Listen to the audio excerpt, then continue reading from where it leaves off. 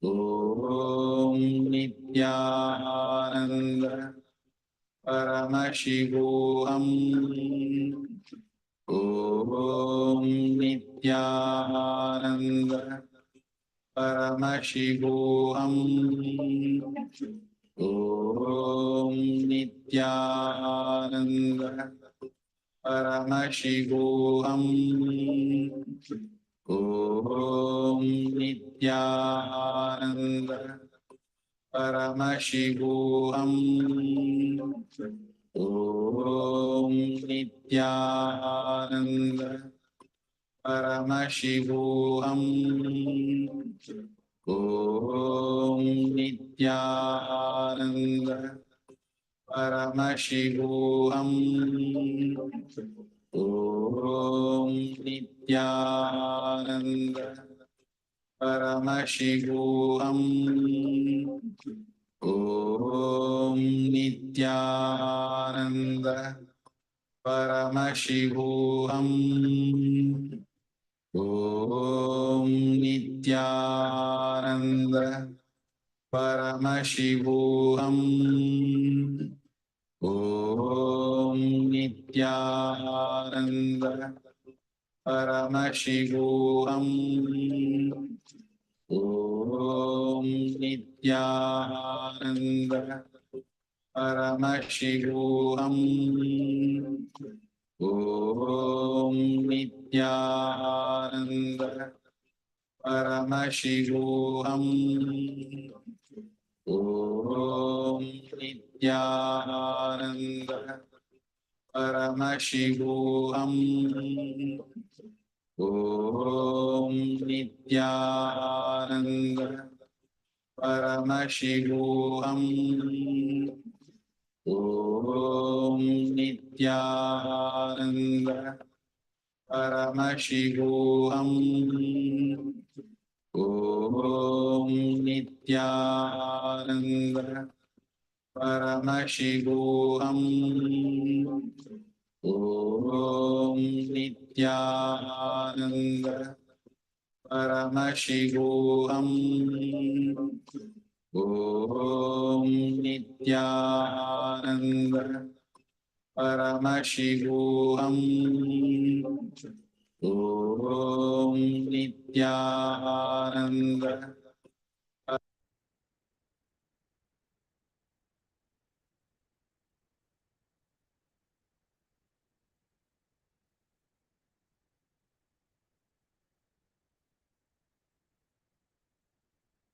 Yes. Now, all of you, please go ahead and share your power manifestation experience.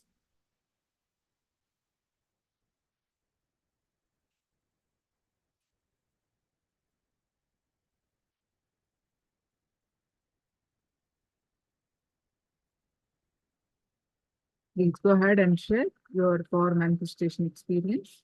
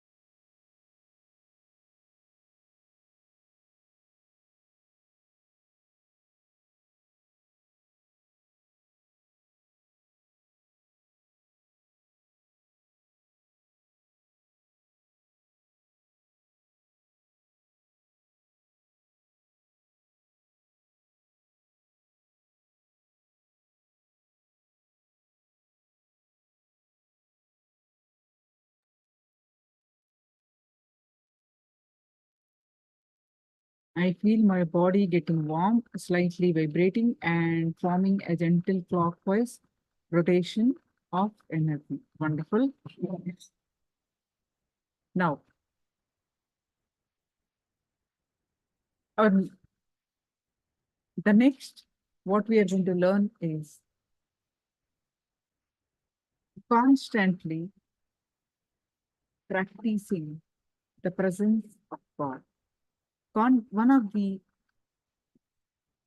powerful way when we relate with our highest self in the form of Guru, relating with Atmamurti, relating with your Ishtadevata, constantly relating with them. Whatever you do, whether you are having some success, you share with him. Whether you are having some failure, you share with him. Whether you are having your daily chores, you're struggling for that, you can share with him. Constantly practicing the presence of God releases a lot of conflicts, inner conflicts and outer conflicts, and lead to the higher experience, the higher conscious experience. Now let's listen to Swamiji on practicing the presence of God.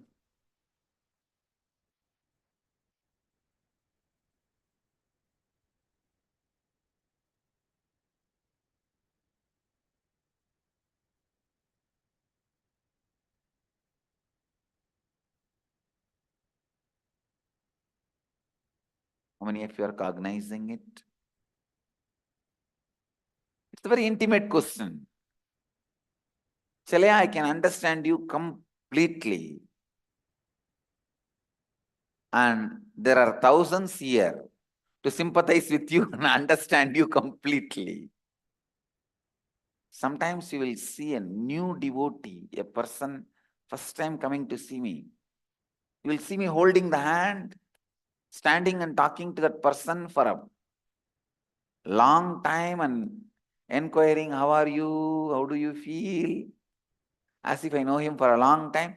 When you see my conversation, my words, you will catch exactly, I know thoroughly about him. He is coming first time, but I will be asking, what happened to that house problem? Got sold? You will see me spending so much time with him. Sometime a long time devotee, 10 years they will be connected to me. What's your name? That's all, especially if she is a woman, she will collapse. Have heart attack, brain attack, liver attack, kidney attack. Whatever organ she has, she will have attack on it.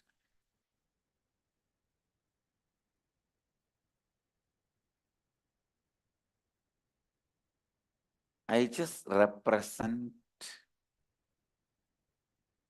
your level of completion. Chalaya, your state means you have done more swapurnatva but less completion with others. Now you need to concentrate on completing with everyone. If you are having the space of completion with all the relationship around you, you will feel the same nearness which you feel with my photograph with me physically. And I will also be reciprocating in the same way. I will also be reciprocating, reacting to you in the same way. Understand? Every devotee has his own version of me. Atma Nithyananda.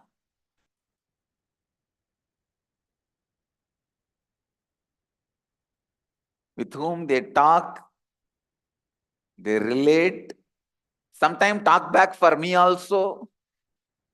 How many of you talk back for me? God, when I am in the body itself.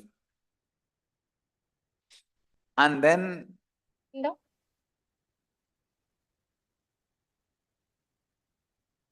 Please be seated in front of the camera. Literally And it live is with time me. for all of us to prepare for the darshan.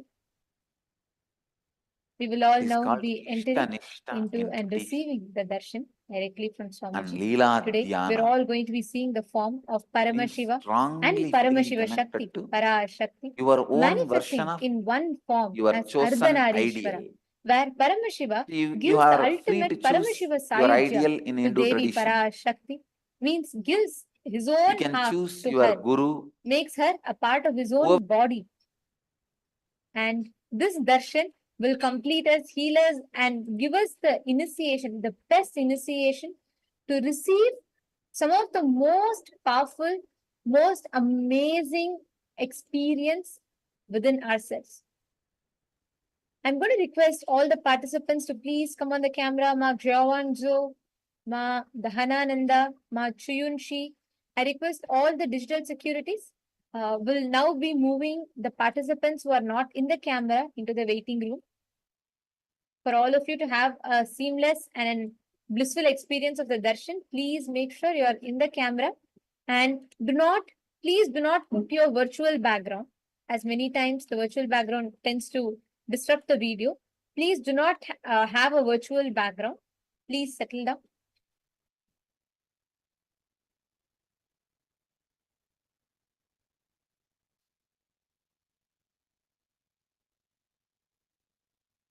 I request all the participants to please settle down.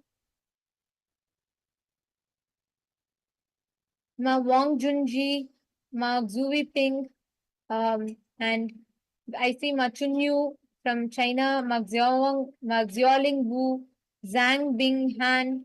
I request all the participants to please settle down in front of the camera.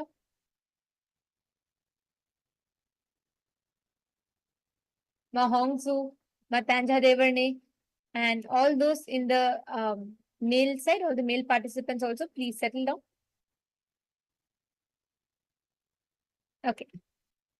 Today, during the darshan, we are all going to be having a very powerful initiation or a process called the Akshara Matrika process. The Akshara Matrika is where Swamiji will be inserting 56 sound syllables into the root center and awakening Paramashiva's DNA inside of us. This is a very powerful process. Listen, every moment, whenever you experience that powerful, the oneness with Swamiji, the frequency which you raise, when, for example, whenever you're sitting in the darshan, whenever you're receiving a physical initiation from Swamiji, literally that frequency that you will be raised to, Swamiji says, this is the exact same frequency you will be entering into when you are actually receiving the Akshara Matrika process. During this Akshara Matrikas, where Swamiji uses a 56 sound syllables, Swamiji will be literally inserting that highest frequency of vibrations into you, awakening the Paramashivatva, the ultimate experience, Paramashiva Anubhuti inside of you. For the initiation today, please bring the Atmalinga. If any of you have any Aushada, Mandala, if you have deities energized by Swamiji, please bring them.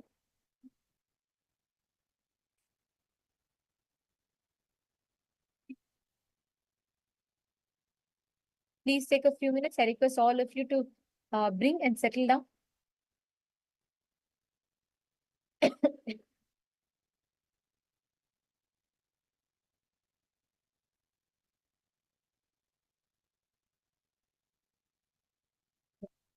I request everyone to please come.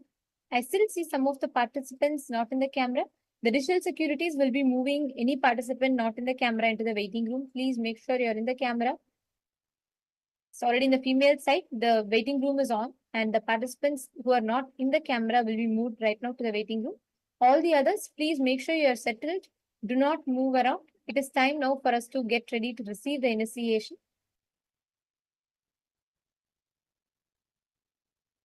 All right. So right as we prepare for the initiation. I have a question to ask all of us. See, today we learned about gender. We learned about what are the genders, the gender misconceptions. We learned also about how these gender stereotyping or putting us within the framework, the limited ideas that we carry about gender, and how they toxify our brain in the way we see or even the way we relate with ourselves. And we also learned about how you can detoxify your gender-based ideas. How many of you believe in gender equality? How many of you believe in saying that, look, we really, this time that we need to have gender equality? Take a few minutes, I request all of you take a moment and please post your answer in the chat. Let us know in the chat, how many of you believe in gender equality? How many of you think, yes, gender equality is really needed and, you really believe in equality?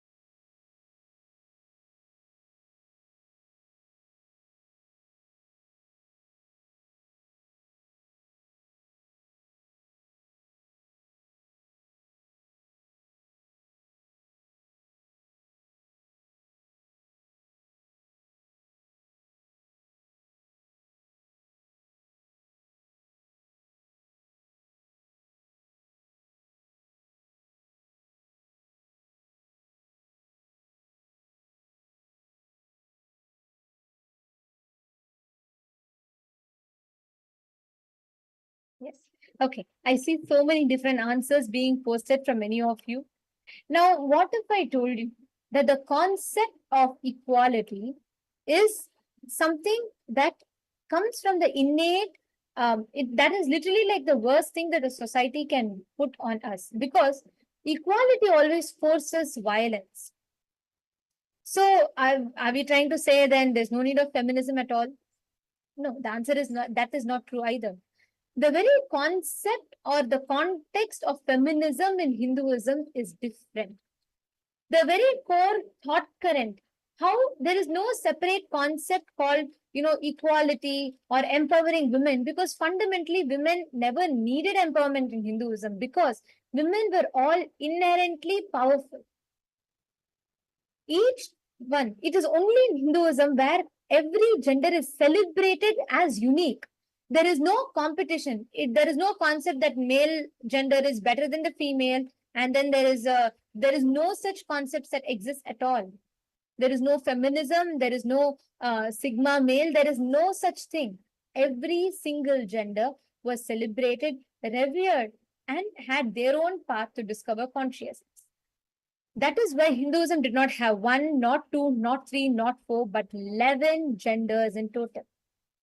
Now, before we get into that, I'd like to ask all of you here one question. We have so many of you from different parts of the world, right? We have many of you who are born and brought up as Hindus. We have many of you who are from different cultures, but you have come connected to Swamiji experiencing Hinduism. Now, I'd like to ask a question to all of you. What was your definition of Hindu? What was your definition of how did you hear, or what did you see or understand as Hindu women? What were your perceptions about how women were treated in Hinduism? Before meeting Swamiji, what were the common things that you heard? Like maybe, some Western, in the Western part of the world, one thing that's very prominent is that the sati system, women were forced to jump into the pyres of their husband. What were the common things that you heard about women in Hinduism? Can I request all of you to share? Before meeting Swamiji, what were the common concepts you heard about women in Hinduism? Can I request all of you to share? Ma Grazina Maria, Ma Zhang Hong, Ma Zhang Pi Kon, and Ma Wong Juin Aya. I request all of you to take a minute and share with us what were the common things that you heard about genders, especially about women, how women were treated in Hinduism.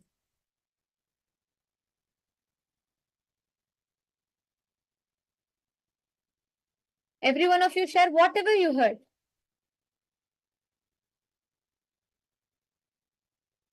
Okay, Ma Mata saying share no knowledge, and Ma Nithya Chandrasekhara Priya is saying she heard about sati system and dowry system. And come on, every one of you, please post. Like, I'll share some with what I used to hear. I always thought women were not allowed to have education. Literally, like, women were not allowed to study in Hinduism. And I used to strongly believe that there was no equality. And the way we thought, right? We are told saying that no, women, nowadays only we have real freedom. Women were not allowed to read. Women were not allowed to come to temple. Women were not allowed this. Women were not allowed that. Like, I have heard this from so many different people, even in our history textbooks, right? Before joining Gurukul. And that's what in my syllabus, in my school, that's what they used to teach. And I used to think that women were discriminated a lot when in the early Vedic period, because that's the kind of cognition that's given to us by the society, by at least that's what the modern day history textbooks teaches us about Hindu women. How about all the others? What did you all hear? Vishwanathan Ayya and Teik Zhang Ayya, Ashoka Minaya. Can I request all of you also to share? What were the common misconceptions, or even let's say, what were your ideas about women in Hinduism before you met Swamiji? Anything. It could be growing up, you would have seen your mother tell something, or you would have watched in the movies, or you would have seen somewhere, you would have commonly heard from people.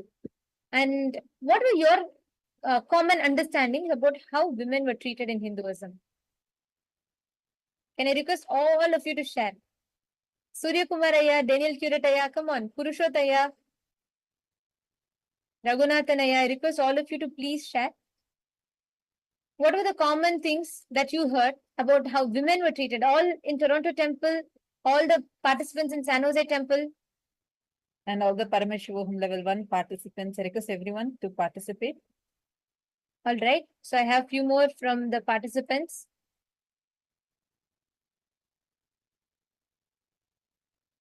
Ma Chandrasekhar Priya has posted, my grandmother was not allowed to study. My mother was also not allowed to learn swimming. And Jaivanti Prasad has posted, she thought that the women were not allowed to be leaders in Hindu segment. Okay. And all the others, come on, please post. It's okay. It doesn't matter. If we all have come from a similar society, right? Where there's so many misconceptions about Hinduism. So this is just for us to just kind of understand. And Lalita Keben has posted, to talk about things related to women in Hinduism is a taboo. Okay. And Matanja Gabi has posted, I heard that Hindu women are totally dependent on men. Okay. And my Lalita Keben has posted, well, about women has an important role in Hinduism, but it's not the same than secular Indian women. Okay. And my Lalita Keben, I understand. So you're posting this is all what you heard. Yes. Anyone else has anything else to say? Anything else that you all heard? Vishwanathan has Hindu posted. women are more traditional, and I like the way of the dressing sense. Okay. No. What is the cognitions? Okay. Surya Kumar has posted, women are lesser than man. Hence, women shall follow men. Okay. What other? See, for example, you would have heard Vishwanathan. For example, growing up, you would have definitely come across the statements that's made, right? Like about how women are, how the Hindu